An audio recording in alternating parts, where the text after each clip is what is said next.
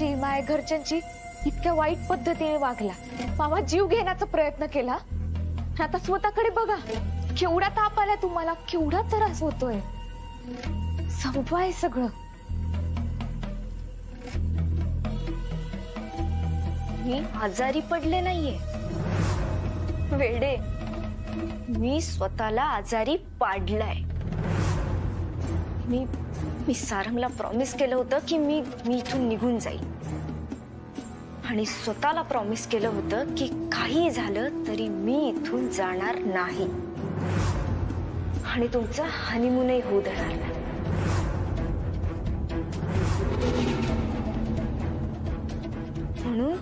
म्हणून मी स्वतःला आजारी पाडलं. काय झालं? धक्का बसला? तुला ऐकायचंय मी कशी आजारी पडले? जेव्हा तुम्ही मला गुड नाईट करून निघून गेलात ना, तेव्हा मी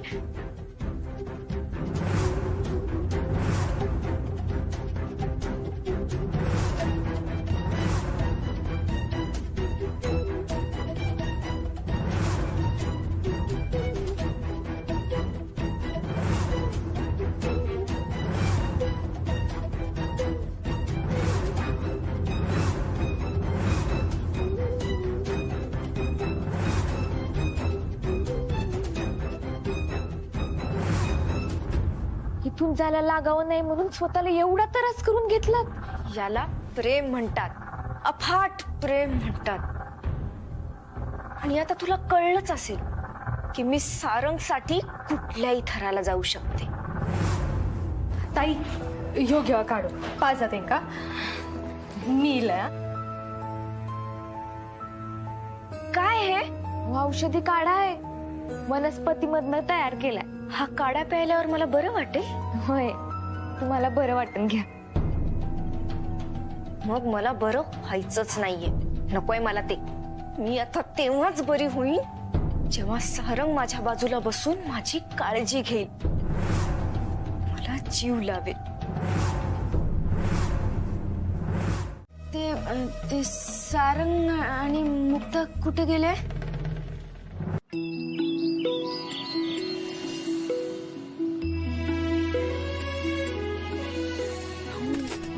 म्हणालेले ना लोकांसमोर नको.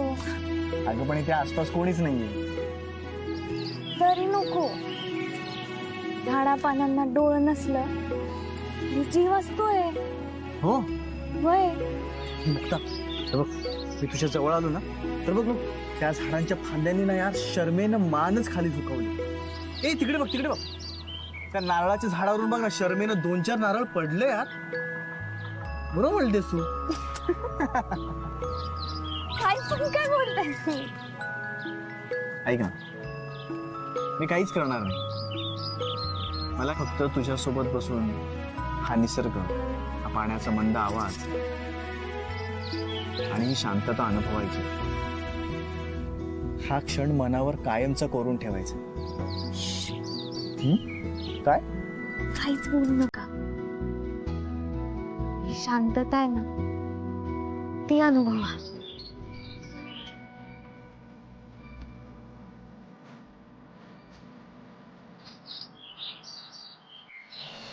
नाही आता मला बरं वाटतंय. मी इकडे फिरायला चालले होते आणि आजारी पडले. मी जरा निसर्गाचा आनंद घेऊन येते. मी आलेच. अहो ताई जरा थांबा. अहो इतकी घाई कशात करता? बसा जरा वेळ आराम करा आणि मग जावा. नाही झालाय आराम. बरं ठीक आहे, नाश्ता करून जा. नाही मला भूक नाहीये, मला जावं लागेल.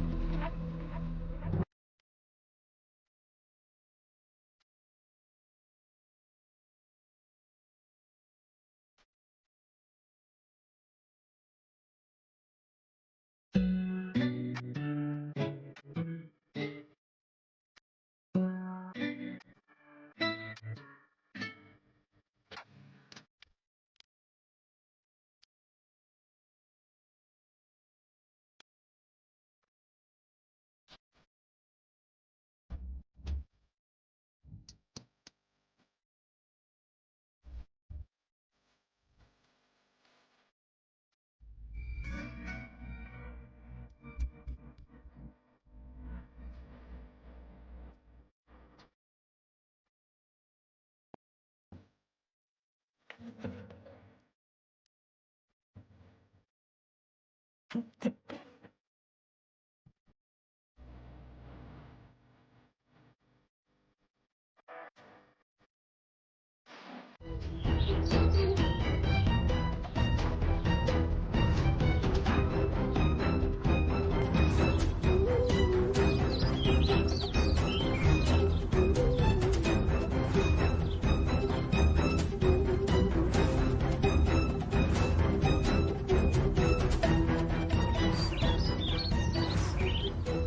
तू जो जो मागून मिळाला नाही, माझा हक्क हिसकावून होरपाडून घेतला या मुक्ताने. अगं काय बोलतेस तू? आणि हा सगळा काय प्रकार आहे? मी तुझ्याशी लग्न करायला आलीये. आणि हे सगळे माझे वराटे. व्हॉट? आर्या तू हे सगळं तू आमचं लग्न मान्य केलं होतंस ना? अगं तू मुक्ताशी किती छान बोलली होतीस आणि आता हे सगळं काय आहे? तेच न्यायच मिळवते. खेळणं समजून खेळलात तुम्ही दोघं माझ्याशी. या भिकारड्या पोरीने माझी जागा घेतली. आर्या माझा सारंग माझ्यापासून हिरावून घेतला. मी त्यालाच परत मिळवायला आलीये.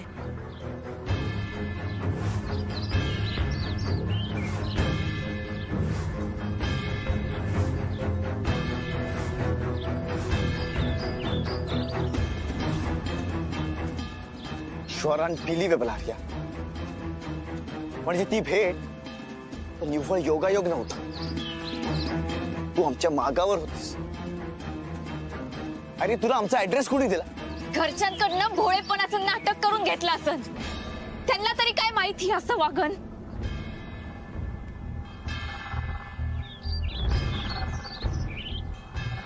अरे वा मुक्ता, घरच्यांची सगळी पाप कशी बरोबर लपून ठेवली असत तू. आदर्श सून. मी पण आहे आदर्श सून. कारण तुमच्या मागे मला कोणी पाठवलंय मी सारंगला नाही सांगणार. आर्या तिच्याशी काय बोलतेय? तिकडे ये, माझ्याशी बोल.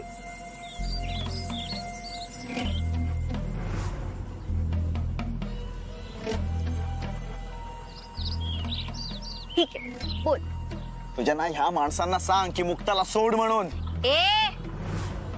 ऑर्डर तू नाही मी सोडणार. आणि आता जे मी सांगेन ते तू करायचंयस. नाही ना तू हा. आणि नाव काय तुझा? आम्हाला आर्याजींनी या कामासाठी पैसे दिले होते. त्यांनीच आम्हाला इथे आजूबाजूला थांबायला आणि कॉल केल्यावर इथे यायला सांगितलं होतं. आज कॉल केलं, आम्ही इथे आलो. चला चला एकांना पोलिसांच्या हवालेच करूया. साहेब मॅडम तुमका लागला तर नाही ना? बरे आहेत ना तुम्ही? हो आम्ही ठीक आहोत. Thanks a lot. तुम्ही वेळेवर आला नसत ना तर ह्या बाईनं.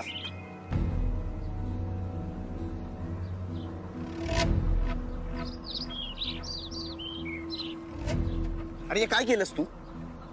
तू आमची सुपारी दिलीस. हा थराला जाशील ना असं वाटलं नव्हतं मला. आणि तुला काय वाटलं? तू मला मुक्ताच्या जीवाची धमकी देशील आणि मी तुझ्या भांगात कुंकू भरेल. मी तुझा होईन. Arya I hate you. तू अत्यंत घाणेरडी मुलगी आहेस. काय झालं?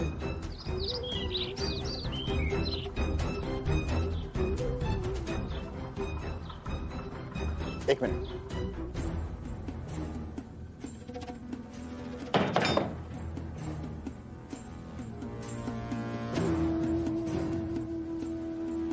काय झालं सरा?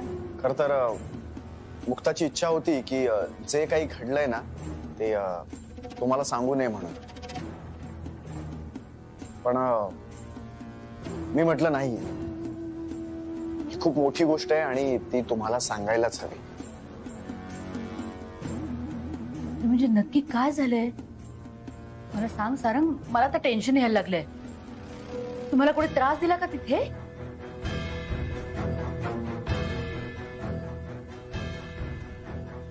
आर्या. आर्या? तिचं काय?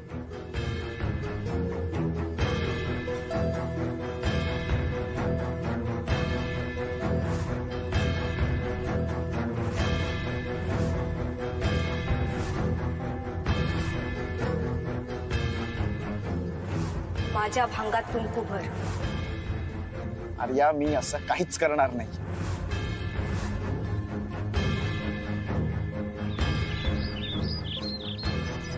आत्ता जर याने माझ्या भांगात कुंकू भरलं नाही ना तर खुशाल या मुक्ताच्या गळ्यावरून चाकू फिरवा. आर्या,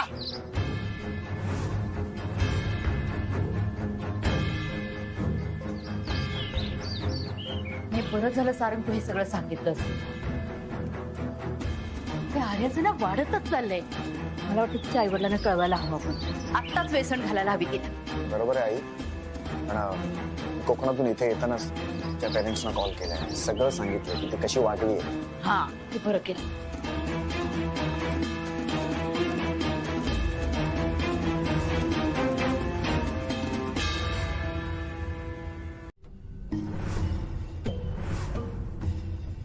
हळू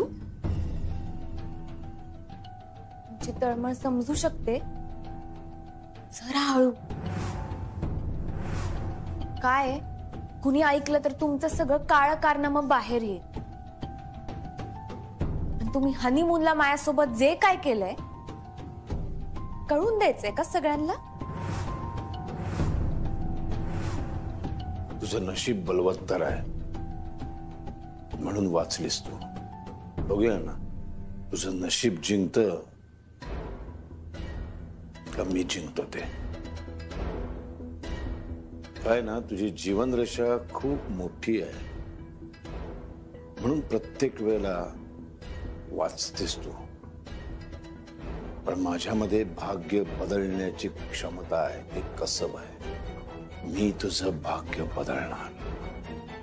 तुझी जीवनरेषा मी बदलणार. आणि त्यावर तुझं नशीब चांगलं असेल आणि ह्या घरामध्ये सून म्हणून तू राहणारच असशील तर या घरातला प्रत्येक दिवस, प्रत्येक तास, प्रत्येक क्षण मी इतका भयानक करून टाकेन की तुला जगणं मुश्किल होईल.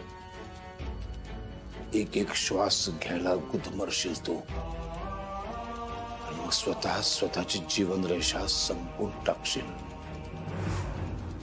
बघूया तू जिंकतेस का मी जिंकतो ते. मला माहित आहे मला त्रास देण्यात मला लय आनंद मिळतो आणि तुम्ही तो आनंद मिळवत राहणार. मी इथे वेगळंच काहीतरी सांगायला आले होते. त्या आर्याताईंना जरा तोंड बंद ठेवायला सांगा. यांच्या समोर त्यांच्या माणसांनी माय गळ्याला चाकू लावला होता. यांच्या अशाच वागण्यामुळे तुमचे चेहरे बाहेर आले ना तर हे काय करतील सांगता येत नाही. वहिनी वहिनी. अगं वहिनी इथेच आहे, अख्खं घरभर शोधते तुला. बोल ना. तुला वॉशिंग मशीन चालवायला शिकायचंय ना? हो, नवरात्रीत काय ते एकदा बघितलं होतं, आता आठवत नाहीये. अगं खूप सोपं आहे, मी शिकवते तुला. चल चल.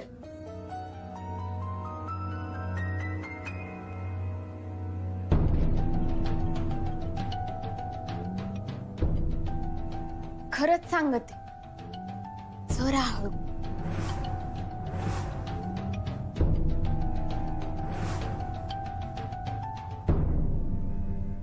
पुरुष तो बाहेरून किती पैसे कमवून आणतो, घरातल्यांच्या सगळ्यांच्या गरजा किती सहजपणे भागवतो, ह्याच्यावर त्याची कर्तबगारी ठरते. ह्याच्यावर त्याला मान द्यायचा की नाही ते ठरतं. घरामधला पुरुष होणं आणि घराचा म्होरक्या होणं याच्यामध्ये फरक आहे. म्होरक्याला मात्र वेळोवेळी आपली तत्व बदलावी लागतात. कशी परिस्थिती येईल त्यानुसार त्याला वागावं लागतं, बोलावं लागतं. कित्येक वेळेला मनाविरुद्ध निर्णय घ्यावे लागतात, कित्येक वेळेला कधी कधी खोटं बोलावं लागतं. हा सगळा डोलारा तो एकटा सांभाळत असतो. आता हे सगळं तुला सांभाळायचंय. मला वाटतं तू या सगळ्याचा नीट अभ्यास केला असशील. हो दादा. आय मीन मला माहिती आहे की ह्या सगळ्यासाठी मला खूप उशीर झाला, पण दादा माझी सगळी तयारी झाली. I am well prepared. आणि सोबत तुमचा सगळा प्रवास माझ्यासाठी प्रेरणा म्हणून माझ्यासोबत आहेच. दादा माझ्यावर विश्वास ठेवा, मी तुम्हाला बिलकुल निराश करणार नाही.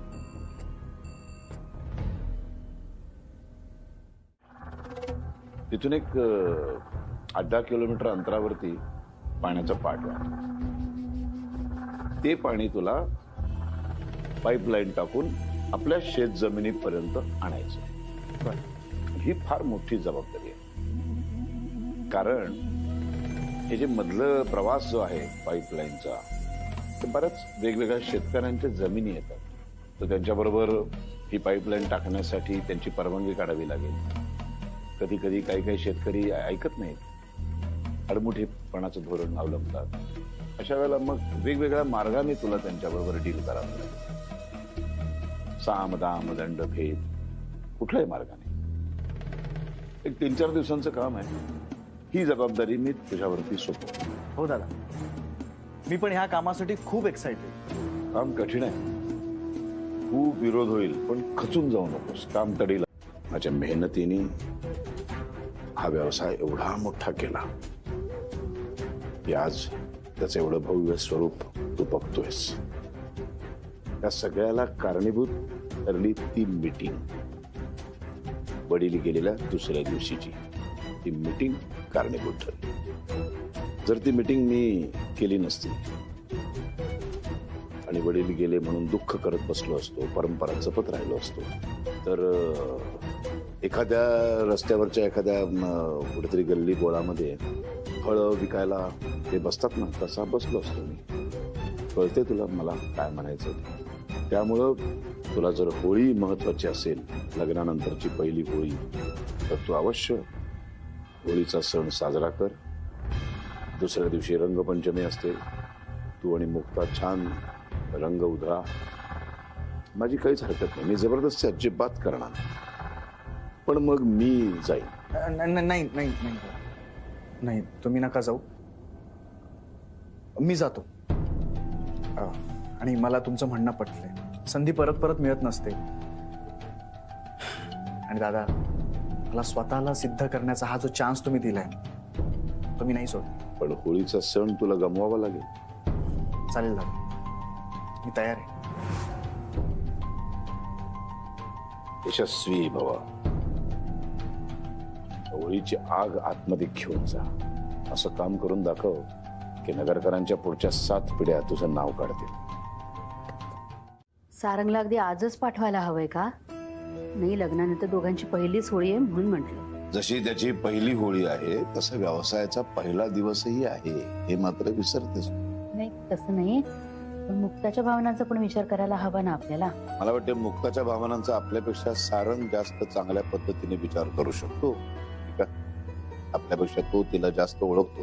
आणि मी काही जबरदस्तीने हे काम त्याच्यावर सोपवलेलं नाहीये. त्यांनी ते स्वतःहून स्वीकारलं, स्वेच्छेने स्वीकारलं, आनंदाने स्वीकारलं.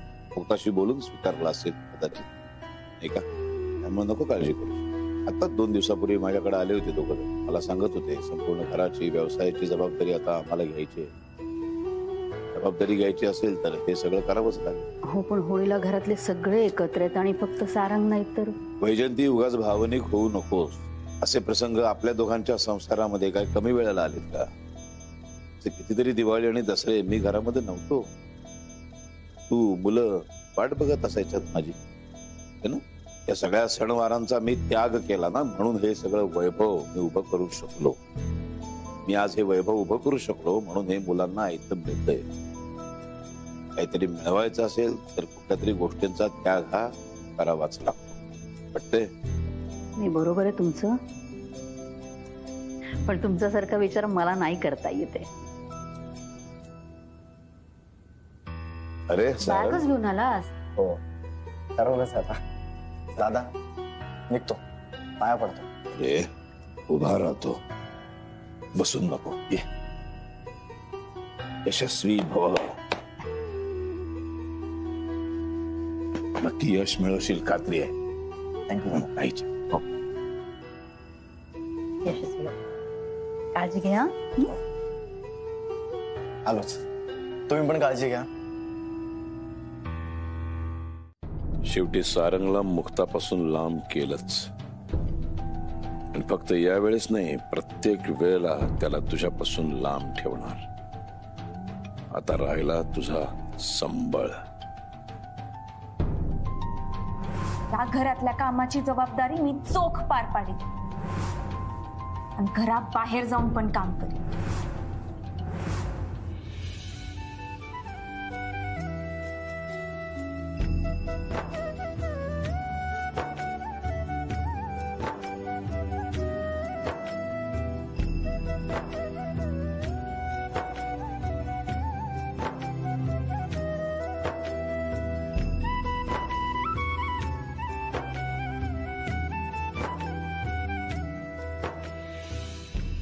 जाहों कडून तुला ही भेट.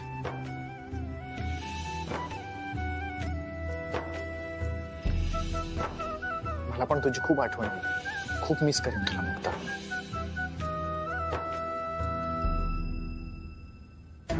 तुला संबळ शिवाय दुसरं काही वाजवता येत नाही, आणि मी तुला संबळच्या जवळ जाऊ देणार नाही. हो, खरं तर तुम्हाला सगळंच माहित आहे. मी आता या घरात आले, मी लय वर्षांपासून येत आहे. असं काय माहिती का मुक्ताताई, मी जरी जुना असलो आणि या घरातले सगळे रिवाज जरी जुने असले, तरी एक गोष्ट मात्र या घरामध्ये अगदी नव्यानं घडती बरं. नगरकरांच्या घरातली स्त्री स्वतःला सिद्ध करण्यासाठी काम शोधायला पहिल्यांदाच घराबाहेर पडते. तुला सांगतो मुक्ताताई, तू या घरातल्या सगळ्या स्त्रियांसाठी एक नवीन वाट तयार करतीस. अगं, या वाटेवरच्या तुझ्या पाऊल खुणा या घरातल्या सगळ्या स्त्रियांना प्रेरणा देतील. आणि स्त्री असण्यासोबतच आपण एक माणूस पण आहोत याची जाणीव आत्ताच्या आणि पुढच्या पिढीला सुद्धा होत्या का नाही बघ. अहो नाही, दुसऱ्यांना वाट दाखवण्यात पण मी काही मोठी नाही.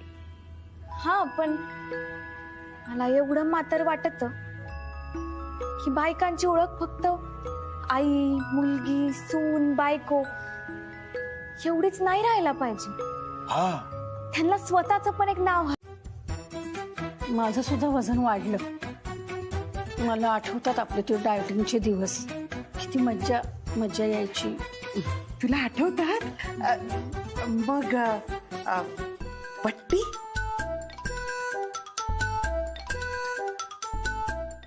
किती बोललीस ग तुम्हाला? किती किती भांडायचीस माझ्याशी, किती किती वाद घालायचीस. नाही म्हणणार, पण तुम्ही मला किती किती वाईट बोललात. तू पण मला सारखं नाही का म्हणायचीस, वंच कधी जाणार या घरातून, कधी जाणार या घरातून. तुम्ही सुद्धा मला बोलला नाहीत ना की आम्ही फुकटचं खातो म्हणून. किती वाईट वाटलं असेल मला. जाऊ दे ना माधवी.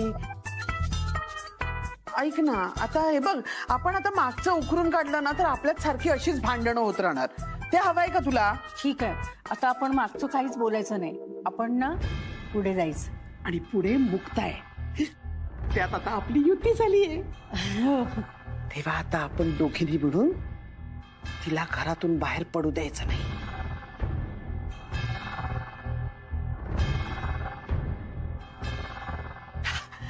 Okay okay.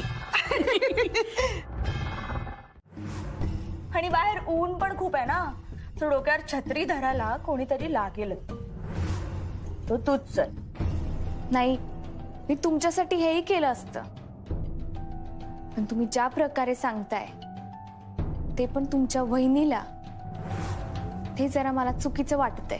ओके ठीक आहे, नाही यायचं तर नको येऊ, घरीच थांब. तसंही एसी आणि वॉशिंग मशीनच्या सर्व्हिसिंगसाठी काही माणसं येणार आहेत. त्यांना काय हवं काय नको हे बघावं तर लागेल ना. तर तूच बाहेर पडलीस म्हटल्यावर त्यांच्याकडे लक्ष कोण देणार? ते मी मोठ्या आईंशी बोलते, त्या घेतीन सांभाळ. अच्छा, आलं लक्ष. म्हणजे घरातली कामं करायची नाहीयेत म्हणून बाहेर जायचंय, हो ना? या घरातली मी माई जबाबदारी कधीच टाळणार नाही. हे सगळ्या बोलायच्या गोष्टी असतात ग. उद्या मला यायलाच उशीर झाला, मला सकाळी लवकर जायचंय, अशी काहीतरी फालतू कारणं काढून घरातली सगळी कामं कोणाच्या तरी दुसऱ्याच्या माथी मारणार आहे. म्हणजे लग्न नसतं झालं तरी तेच काम, आणि लग्न झालंय तरी तेच. आता या घरची चून झालीयस म्हणून तुला या घरातली सुद्धा कामं देता येत नाहीयेत ग. तुला कळतंय का, तू तुझ्याच हाताने माती करून घेतलीय. नगरकरांच्या घरातलं 20-25 हजाराचं काम तू तुझ्याच हाताने गमावलंयस. हे लग्न करून तू स्वतःचा खूप मोठा लॉस करून घेतलाय. नगरकरांची चून होऊन एवढी मोठी लॉटरी लागलीय, तर आता कशाला ही नोकरी आणि स्वावलंबनाचं नाटक करतेयस? आधी घरात स्वावलंबी हो. मी काय म्हणते, आपण आशाला नोकरीवरून काढून टाकूयात का ग? तर तिची सगळी कामं तू सांभाळ, हवी तुलाच पगार देत जाऊ. नाहीतरी तुझी लायकी मोलकरणीचीच आहे.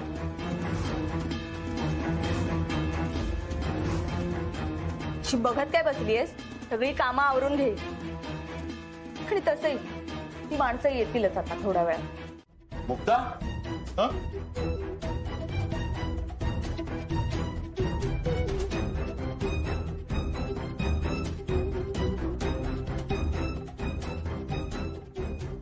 तू काय करतेस इकडे? हा, मी रेणुका त्यांना सोडायला आले होते, आणि खरं तर काम तुमच्याकडेच होतं. काय? रेणुकाताई म्हणत होत्या की ते कपडे धुवायचं मशीन आणि गार हवेचं काय असतं ते. हा, एसी. हा, तेच ते. ते खराब झाले ना, ते दुरुस्त करायला माणसं येणार होती, त्यांना पैसे द्यायचे होते. मी ते सगळं बघतो, म्हणजे त्यांचं काम झालं की मी देईन पैसे त्यात. चालेल. बरं, मग मी निघतो, मालकांकडे काम आहे जरा. हा, आम्ही निघतो.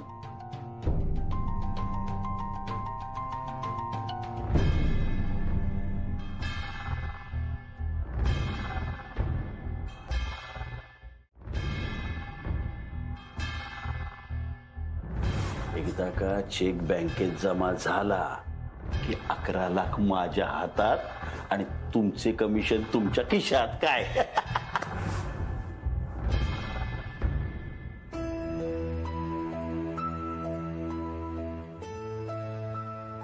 मुक्ता, मुक्ता, हा, काय ग, कसला विचार करतेस एवढा? अहो नाही, काही नाही, असंच विचार करत होते. यावेळेस तुझी पहिली होळी आणि सारंग नाहीये ना, त्याचाच विचार करत असणार. खेळताना रंगबाई होळीचा होळीचा. अहो, नाही, असं काही नाही.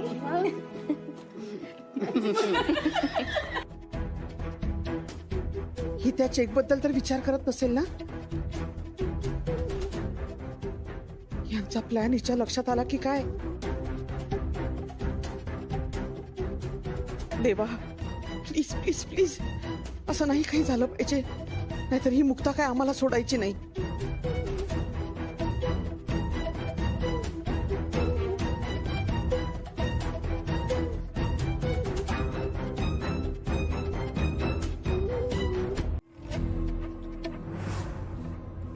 $11 लाख म्हणजे लय होत्यात.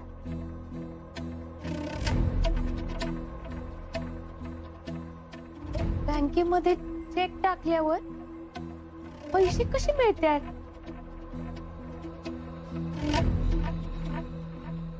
फोन मध्ये बघायला पाहिजे.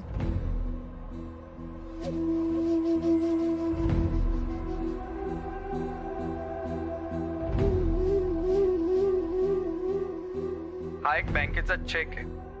जसं आता मी इथे या बँकच्या चेकवर इथे पे म्हणून लिहिलेलं आहे, तर मी इथे कोणाला पे करणार आहे त्याचं नाव लिहिलेलं असतं. त्यानंतर तिथे पुढे खाली रुपीज मध्ये लिहिलेलं असतं, तर तिथे अक्षरांमध्ये तिथे ती अमाऊंट लिहायची असते. जसं की मी इथे लिहिलेले आहे 1 लाख रुपये, तर मी तिथे 1 लाख रुपयानंतर फक्त हा शब्द फार महत्वाचा आहे. त्यानंतर बाजूला तिथे 1 लाख रुपये हे आकड्यांमध्ये लिहायचे आणि त्यानंतर त्याला स्लॅश करून तिथे सोडायचं. त्यानंतर तुम्ही चेकवर ज्या प्रकारे सही केलेली असते ती तशीच सही असली पाहिजे, नाहीतर हा चेक बँकेत वठत नाही. इथे चेकवर वरती 2 क्रॉस लाईन मारायच्या. अशा लाईन मारल्या की याला म्हणतात अकाउंट क्रॉस चेक पे. जर या लाईन्स नसतील तर या लाईन्सचं महत्व असं आहे की जर हा चेक कोणा दुसऱ्याच्या हातात लागला तर कोणीही माणूस जाऊन त्या बँकेतून ह्या अमाऊंट पूर्णपणे काढू शकतो. त्यासाठी या 2 क्रॉस लाईन महत्वाची. तर हा आहे एक चेक. म्हणजे दत्ता मामा दादांचे 11 लाख रुपये चोरतेत. हे तर चुकीचं आहे. नाही, काहीतरी करायला पाहिजे. हे सगळं कसं थांबवणार? विषय नाजूक नात्यांचा आहे. काय करायचं? काहीतरी करायलाच पाहिजे. आलं पाहिजे ह्यांच्या. तुला म्हणून सांगते वहिनी, मुक्ताला की नाही आपल्या घरातले सगळे व्यवहार स्वतःच्या हातात घ्यायचे.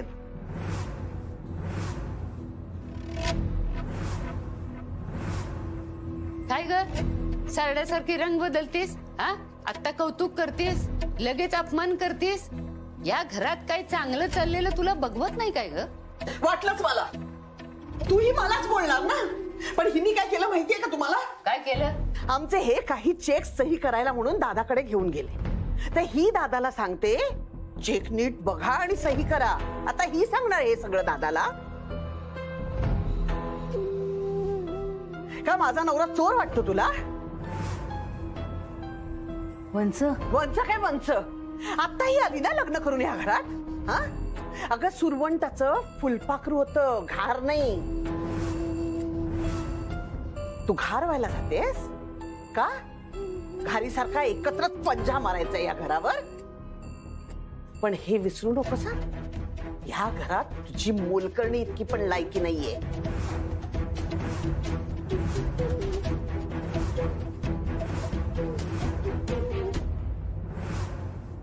वंच काय करू मी यांचं?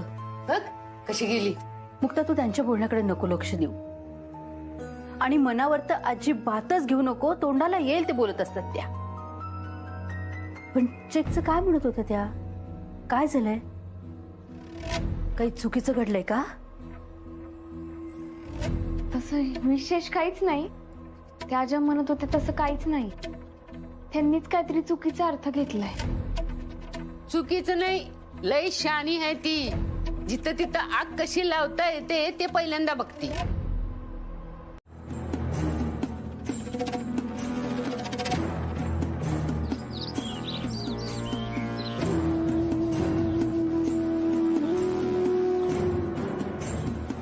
हे काय काम टाकून ही पोरगी कुठं गेली? आणि ही फुलं अशी साऱ्या दुनियेत कमून पांगवली. बघते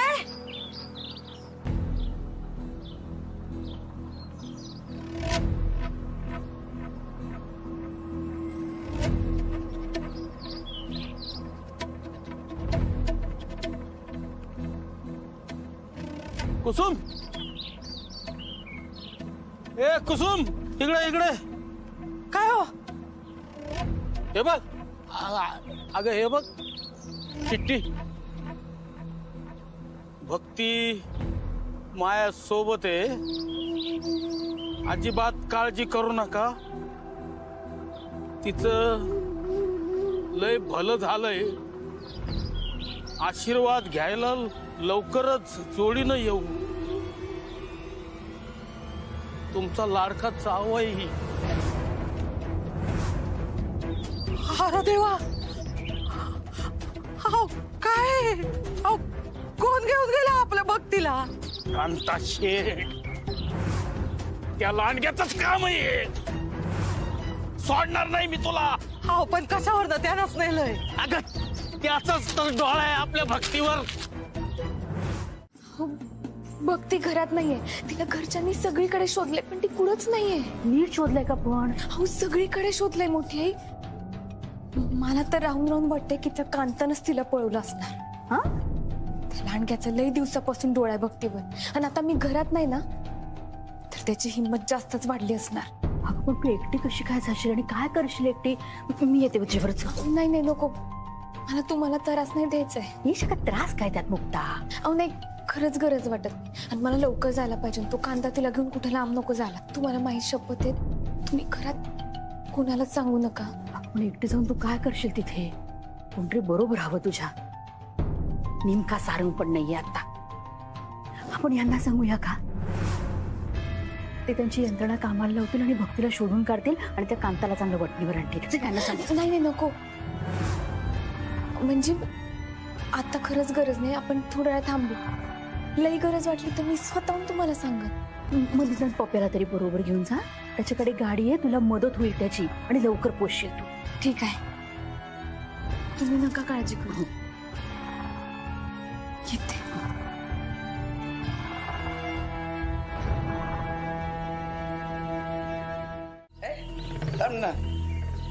तेल लागत नाही. लागलं. कसा दिसतोय तू कांताची? काय दिसतोय काय? एकदम राजबेंडा राजकुमार दिसतय. तुमचं हे रुपड स्वर्गातील रंभा, काय सांगतो?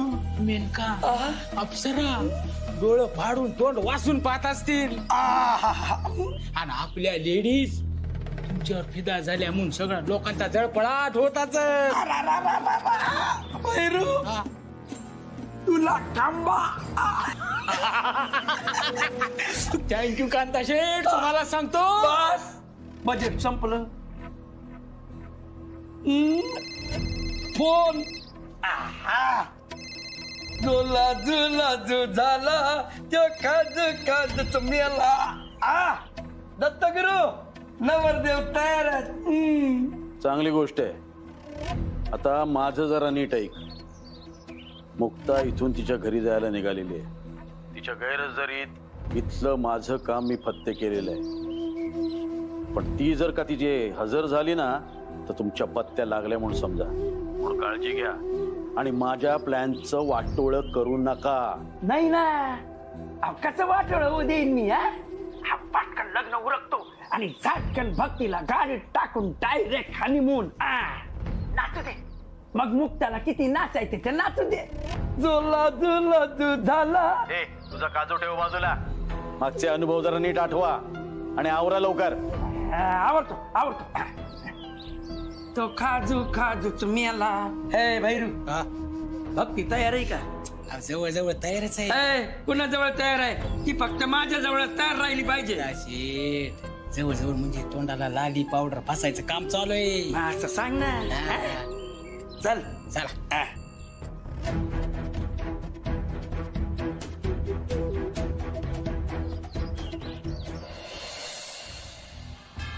ए भैरू, भक्ती शुद्धीवर तर नाही ना?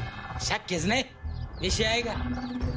मगाशी जेवणातून त्या औषधाचा डबल डोस दिलाय. आता ते लग्न होईपर्यंत उठत नसती. तसे खंबा. चला. आपल्या सणवारांमध्ये हेच तर असतंय, जगण्याचं शास्त्र शिकवून जात्या. होळीचा खरा अर्थ हाच तर आहे. खरं आहे मुक्ता. आज पतूर या घरच्या अंगणात कितीतरी भळ्या पेटल्या. तिची पूजा पण झाली, पण खऱ्या अर्थानं चांगल्या विचारांची पूजा आज झाली. वा मुक्ता. सासूबाई, आणखीन एक गोष्ट घडली. आज पहिल्यांदा नगरकर घराण्यातल्या एका स्त्रीने शिमग्यासाठी बोंब ठोकली.